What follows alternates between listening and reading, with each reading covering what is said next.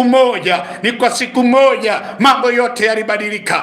Bwana, mambo yote yanaweza kubadilika sasa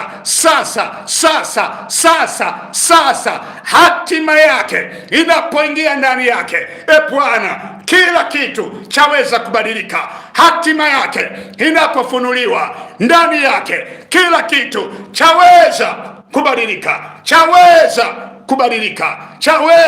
kubadilika. Wako wapi wakina Yakobo? Bwana, wabadilishwe leo wawe wakina Israeli. Wako wapi wakina Abraham? Wabadilishwe wawe wakina Ibrahim. Wako wapi wakina Sarai? Wabadilishwe wawe wakina Sara. Bwana, wili waanze hatima zao katika jina la Yesu Kristo na damu ya Yesu Kristo. Mbingu zifunguke katika ulimwengu wa roho. Enyi malango, funguka, mfalme wa utukufu apate kudhihirisha